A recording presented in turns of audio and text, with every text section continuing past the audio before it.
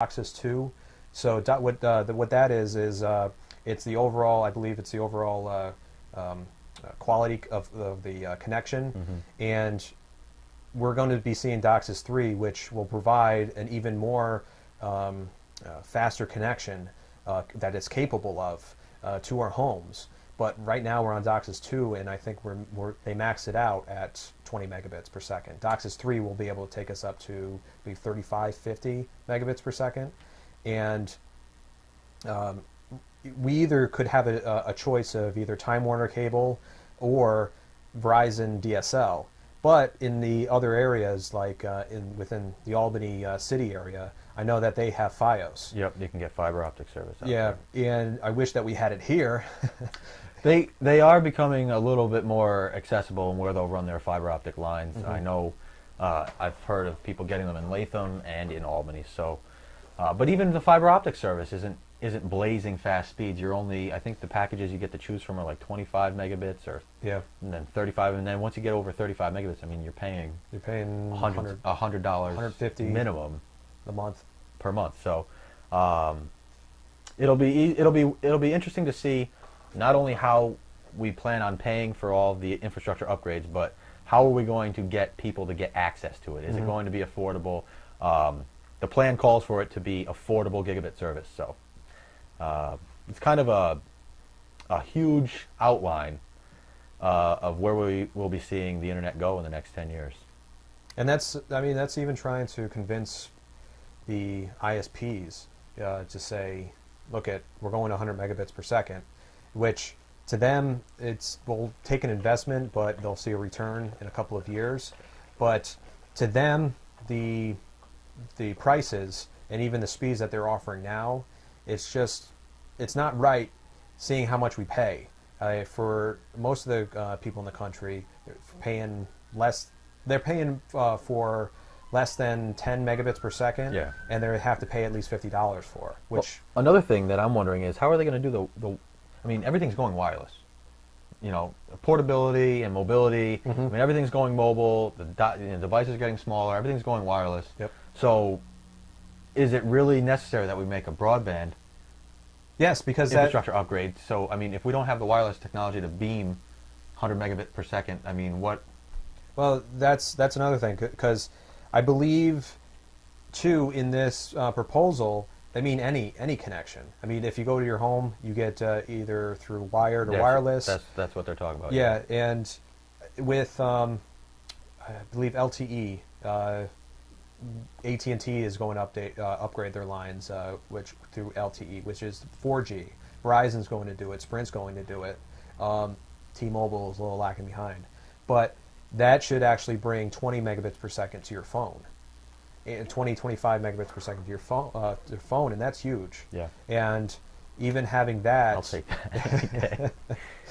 because right now I believe 3G service gives you 3 megabits per second. But now, if you're able to attain 20 megabits of download on your phone, then you're going to need more. You're going to need unlimited access, because the more things you can download, the faster you can download them, the more things you're going to download. Yeah, and then you're going to go over your 5 gig limit. Yeah, check back at our previous episode 3, when we talked about how Verizon and AT&T wants to meter their plans. Yep. It's not right for them to do that, but I can see where they're kind of coming from, because there's going to be more devices out there that will have the capabilities of using all this connection, and they don't want it to be overrun. But it just hurts us as the consumer. Oh, we'll see if they adjust their prices for these new, as the technology is increased and people can download faster. We'll see if they adjust their prices or adjust their package details to allow for more bandwidth and more downloads. So yeah. All right, let's move on to I believe it's the YouTube video. YouTube video of the week time. Yes. And I believe you found this one. Yes, I found this one. It's kind of out there. It's been out there for a few days now. A lot of you have probably heard of the new PlayStation Move controller, and it's kind of a really cool looking setup. The controller kind of looks lame to me. Yeah. It's like a light bulb on top of a remote control, but hey, it is what it is. and it works with a camera system, a microphone, and this remote, and it's got buttons similar to the Wii remote, but the range of motion is much better than the Wii remote. It's not up, down, left, right. It's we'll play the yeah. Well, either way, so it's about the This is a commercial that PlayStation has released about the new PlayStation Move controller. And here we go. Greetings, people of March 2010. Kevin Butler here, Hopefully coming they to you can from the hear future. They can hear us too. All the I know way they from can hear us, but November hopefully they can hear them. 2010. Let me tell you, the future is crazy. We all eat our food through straws. And we're all still reeling from the shocking end of the baseball season. That's right, Kansas City in 6, so call your bookie. And of course, the arrival of the future of gaming, the PlayStation Move, there which it has been is. an incredible success, so thank Like a you. lollipop.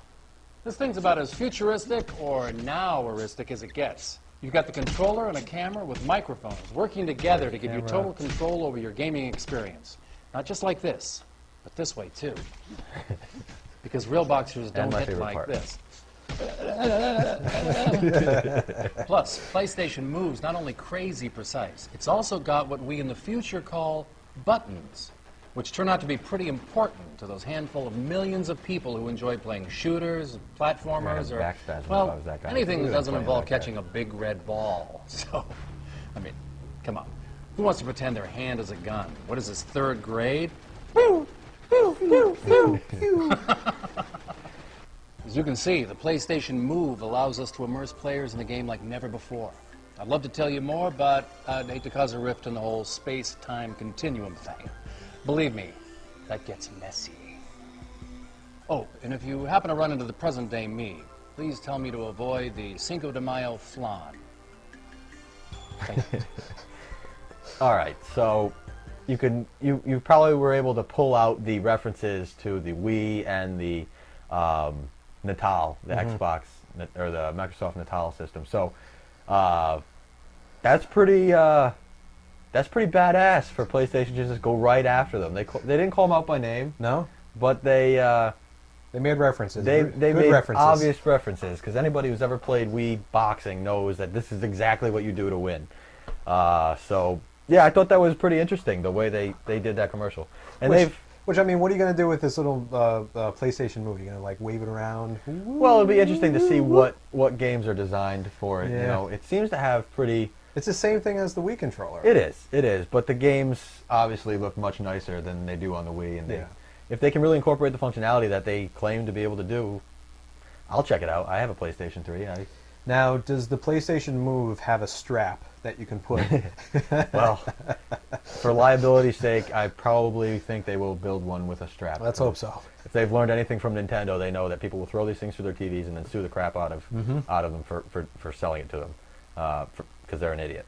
But either way, I've actually read articles about this Move controller and the delay between the time you press the button or the time you move the remote and the time the system picks you up, because that's a big deal as far as controllers go, wireless controllers. And they seem to be right in the range of any normal PlayStation 3 controller, so that won't even be an issue for most games, it seems. So Good. I'm not sure when this thing is slated to come out.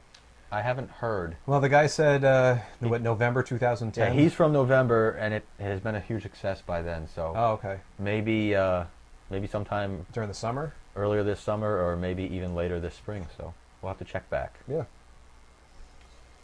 Aha! The .com anniversary.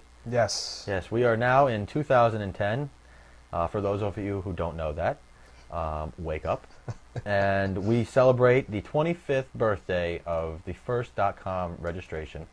And the first .com registration was registered to Symbolics.com. .com. Remember them? No. Neither do I. That was the year I was born. So I have no idea what Symbolics.com did. Do you know? No. Let me Actually, read it here. yeah, it's Symbolics is currently a privately held company which acquired the assets and Intel Symbolics Inc. The old Symbolics is a premier producer of special purpose. This isn't even a full page. I can't read it to you because at the end of my line is not the end of the line of the text. So I have no idea what Symbolics does. But they have a square, a circle, and a triangle as their logo. So look them up if they're still around. If I knew that when I was like 5 or 10 that I could buy a .com